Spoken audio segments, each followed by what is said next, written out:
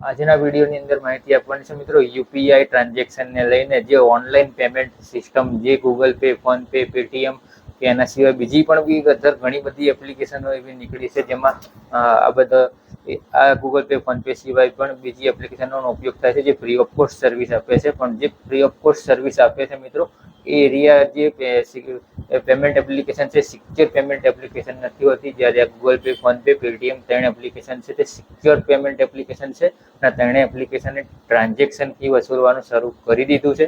વિશેષ માહિતી છે મિત્રો, વિડીયોની અંદર બન્યા રહેજો. ચેનલ ઉપર નવા આવ્યા હો, ચેનલ સબસ્ક્રાઇબ ના કરી ચેનલને સબસ્ક્રાઇબ કરી દેવી અને વિડીયોને છે તે સંપૂર્ણ સુધી જુઓ. તો જઈએ આપણે વિડીયોમાં, જોઈએ શું વાત થઈ છે.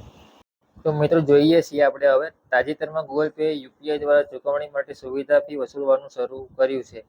ઇકોનોમિક ટાઈમ્સના એક રિપોર્ટ અનુસાર ગૂગલ પે ગ્રાહક પાસેથી વીજળી બિલની ચૂકવણી પર 15 રૂપિયાની વધારાની ફી વસૂલ કરી છે. બોલો, આજકાલ ડિજિટલ ચૂકવણીની સૌથી લોકપ્રિય પદ્ધતિ બની ગઈ છે. ભારતમાં દરરોજ કરોડો યુપીઆઈ ટ્રાન્ઝેક્શન થાય છે. તેના દ્વારા કરોડો રૂપિયાના વ્યવહારો થાય છે. મોટા ભાગના લોકો તેમના રોજિંદા વ્યવહારો માટે યુપીઆઈનો ઉપયોગ કરે છે. પછી તે કરિયાણાની દુકાન, ખરીદી, મોબાઈલ રિચાર્જ વગેરે માટે પણ યુપીઆઈનો ઉપયોગ થાય છે.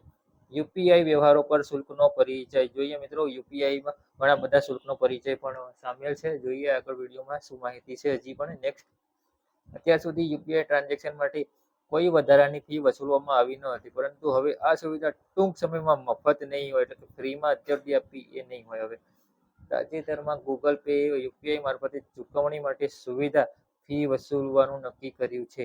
ઇકોનોમિક ટાઈમ્સના અહેવાલ અનુસાર ગૂગલ પે એક ગ્રાહક પાસેથી વીજળીનું બિલ ચૂકવવા બદલ ચાર્જ વસૂલ્યો હતો. એટલે કે તમે લાઇટ બિલ ભર્યું હોય તો એમાં પણ ચાર્જ આપવો પડશે. મોબાઈલ રિચાર્જ પર તો પહેલેથી ચાર્જ હતો જ. હવે આગળ જોઈએ તો યુપીઆઈ વ્યવહારોનો ઉપયોગ વધી રહ્યો છે. સાચી વાત છે મિત્રો, યુપીઆઈનો જે વ્યવહાર છે તેનો ઉપયોગ પણ વધી રહ્યો છે.